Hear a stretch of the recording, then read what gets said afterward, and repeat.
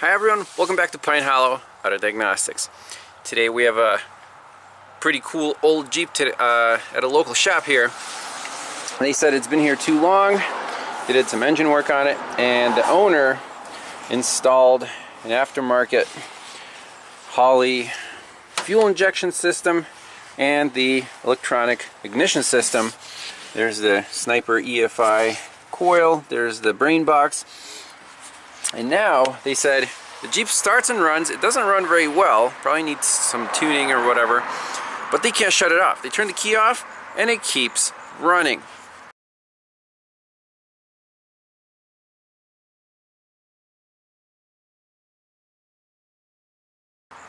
They said that these pink wires here going to the aftermarket fuel injection and ignition systems, let's see, so the three wires, they go to, one comes here to the relay that powers up,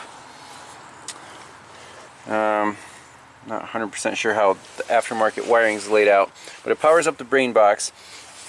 There's another pink wire that powers up the, I guess, the engine position sensor, the cam sensor here.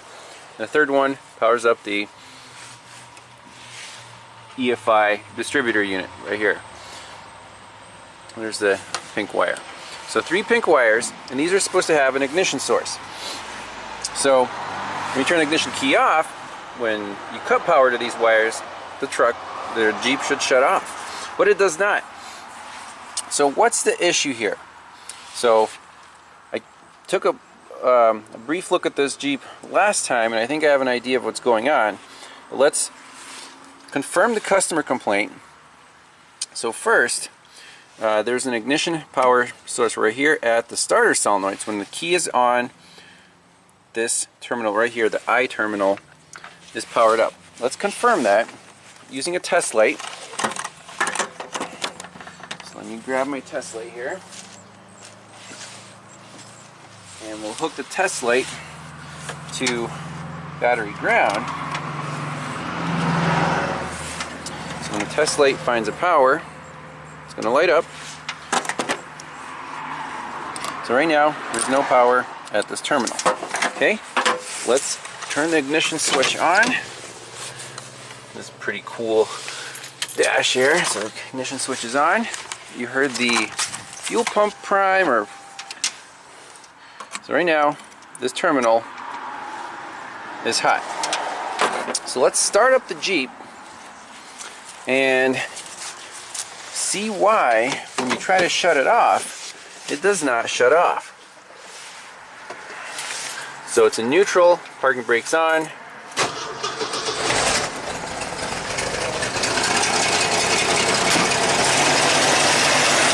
Running. Battery voltage 1426, that's good. So that's hot. Now let's shut it off. It stays running.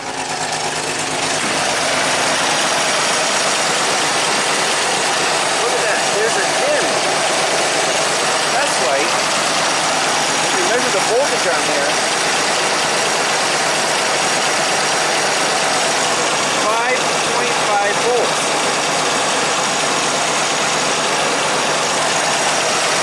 Take this off. Obviously, the truck shuts off. Question of the day is, why is there 5.5 volts on an ignition terminal when you shut the key off? Well, what are the possibilities? Pretty simple truck. What could keep the voltage elevated? What could be backfeeding into the ignition circuit when you shut the key off? Well, my first thought is alternator. So the alternator has, it's wired up. There's the main battery positive post. And then it has two wires, a brown and a red, going to the top of the alternator. There's two pins up there, and the red one is tied to, constant battery power. So this brown must be an ignition source. Let's confirm that. So I'll put my test light in here.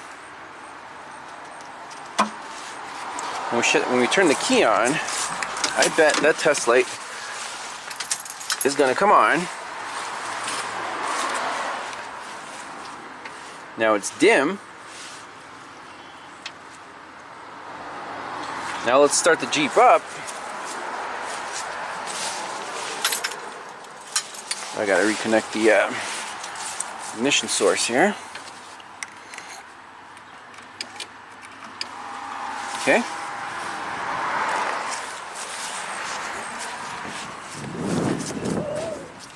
So we can even monitor the voltage instead of a test light. Let's put a voltmeter on here.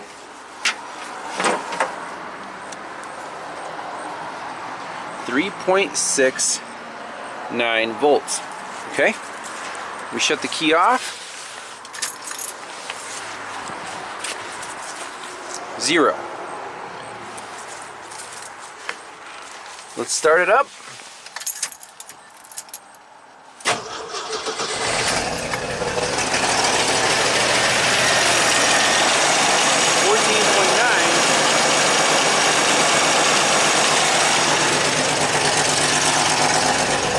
When we shut the key off, 14.1.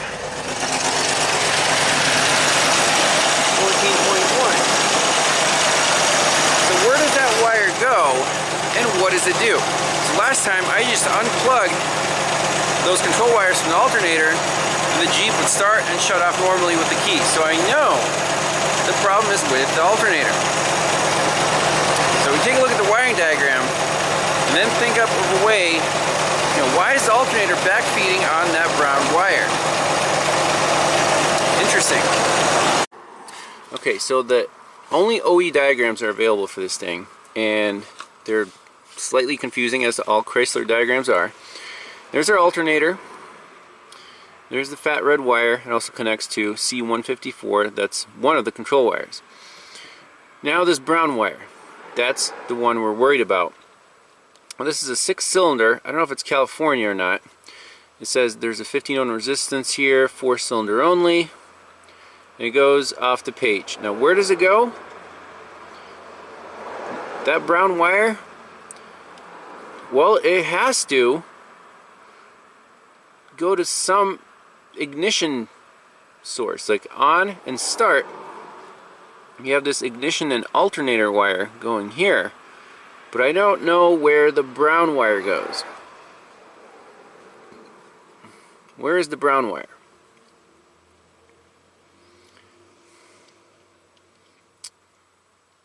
So my thought is, if the Jeep shuts off, if the alternator is unplugged, that voltage has to be coming back on the brown wire from the alternator. So what I'm going to do is, we'll start the Jeep up. I just want to cut that brown wire. If the Jeep turns off with the ignition key off, I want to install a diode on that wire, so the only possible current path is from the Jeep to the alternator, not backfeeding to the ignition circuit. I think that will work.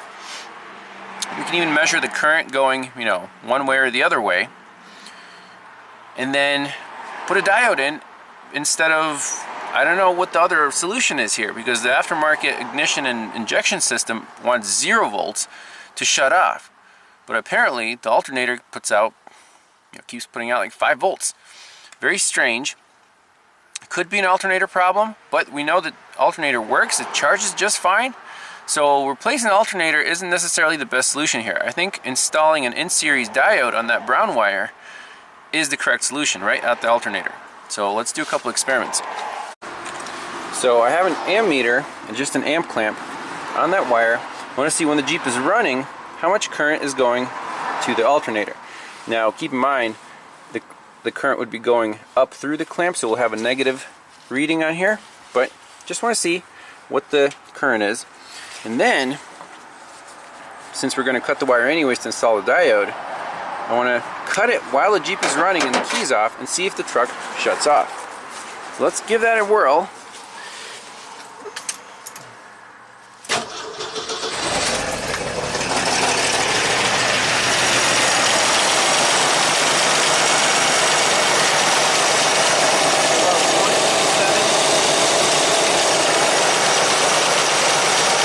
Now let's shut the key off. Okay, keys off.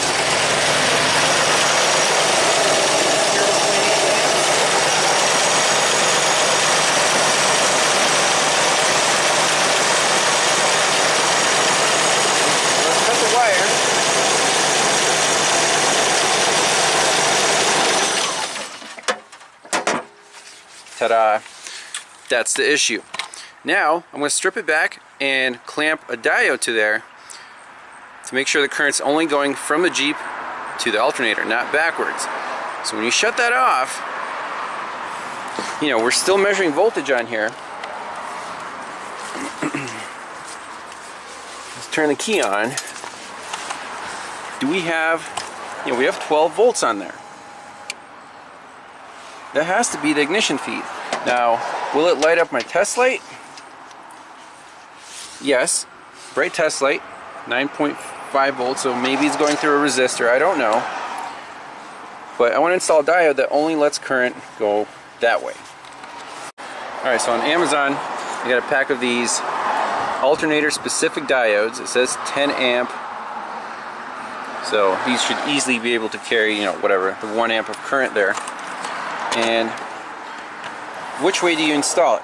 So the stripe is over here and the current flows towards the stripe. If you're not sure, you can take a test light, again, test light from battery positive. Which way will the current flow? So let's try flowing towards the stripe. So if the diode touches battery negative, see the current is flowing. If you reverse it, there should be no current flow. So we know the diode is good and the stripe will be towards the alternator. The current flow will be that way. So let me strip that wire back. We'll temporarily install it, see if the Jeep does what we want it to do, and then we'll make it permanent. Alright, here's my temporary setup. We just got 2 piercing probes. The yellow lead is coming from the Jeep harness through the diode. The stripe is going that way, and the black lead is going back to the alternator. So, with everything hooked up, let's see if the Jeep shuts off with the key.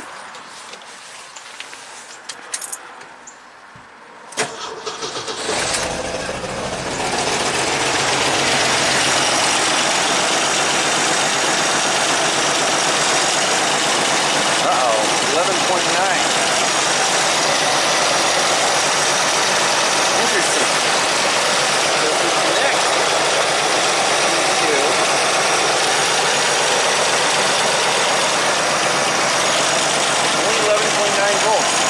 something's not happy. So when in doubt, always check your connections. That piercing probe was not making good contact with the wire. Now, 14.5 volts. Let's put in the diode. So if I disconnect this,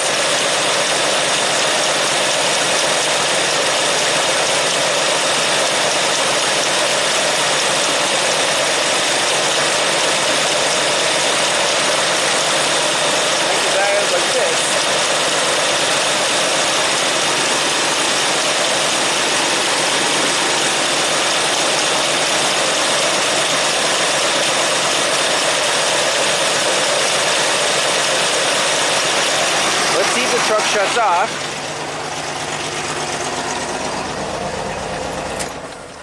Yes! Victory! Now let's see if it starts up and starts charging.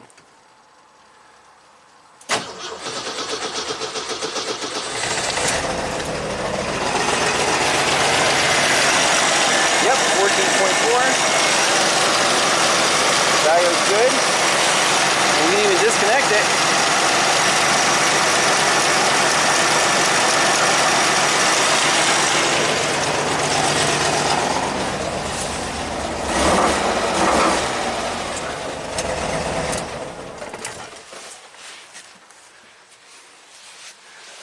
Let's start up again.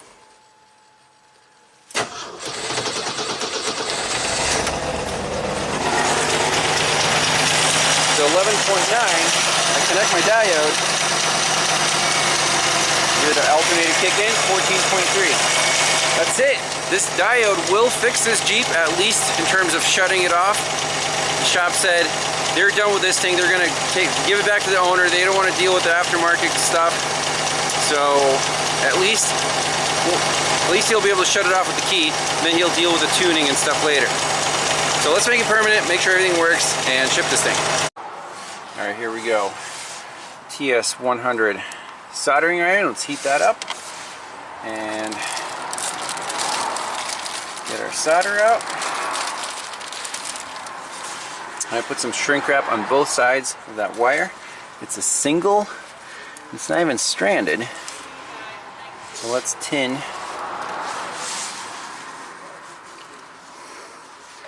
Let's tin this wire.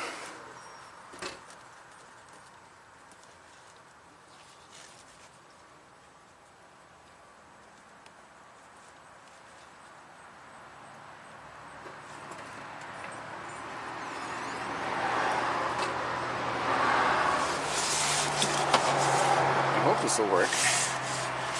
And tin the end of the diode too.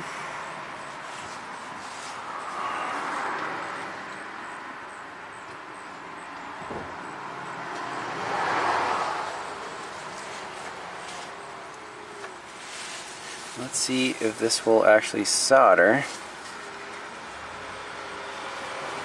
to the wire.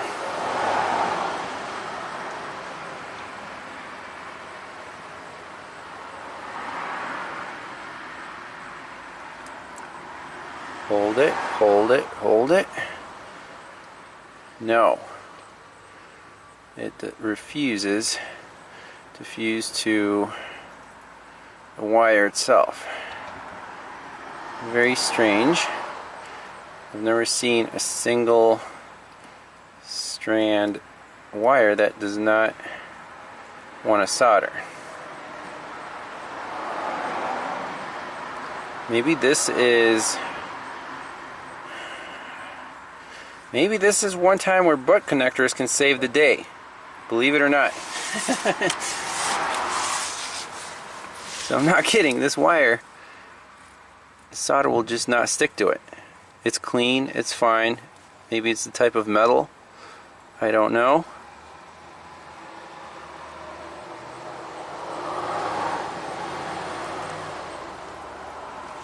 I think we have to use butt connectors here. Alright, so the first side we are going to crimp right here.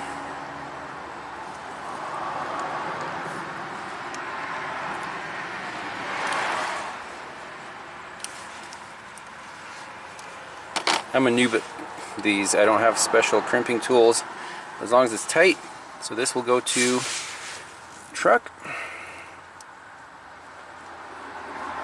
And then let's get another one.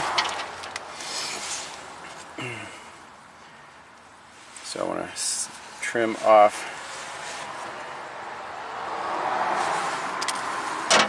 not much.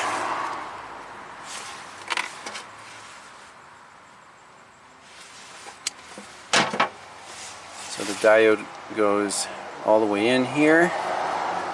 Then we'll crimp this right here.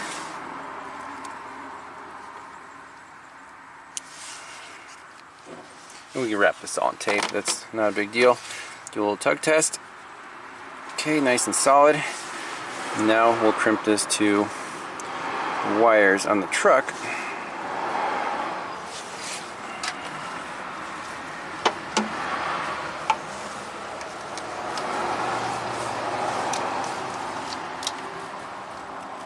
So right here.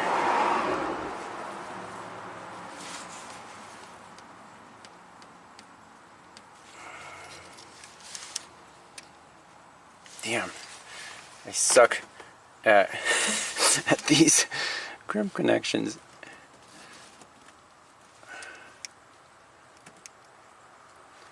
Try again.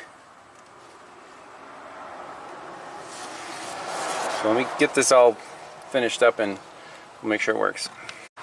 Alright, the diode is in. Obviously I would prefer soldering, but let's see if it works. So we have our charging voltage.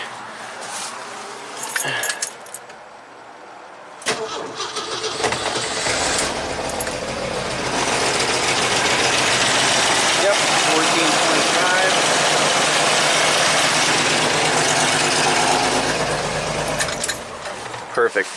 So this Jeep is fixed.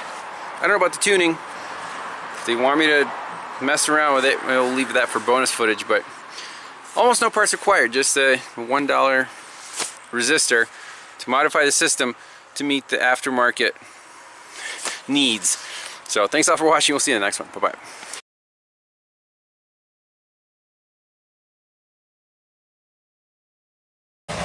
Alright, so we're taking the Renegade for a spin.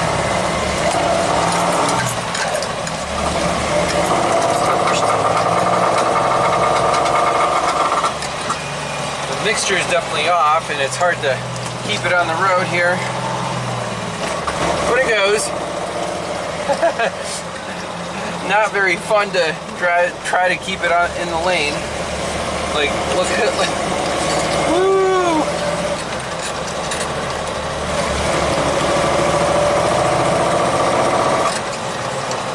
So maybe some tuning required, but I think the owner will mess with that on his own.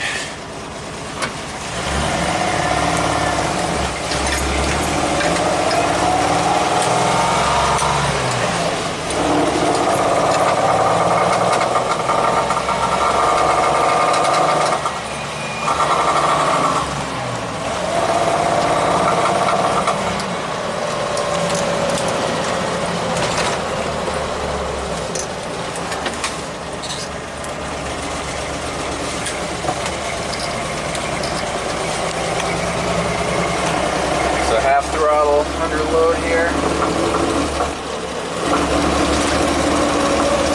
Yeah, well, it hasn't stalled out yet, but it's popping. Maybe take a look at the spark plugs, see if they're black and sooty, if it's too rich, or if it's too lean. One or the other.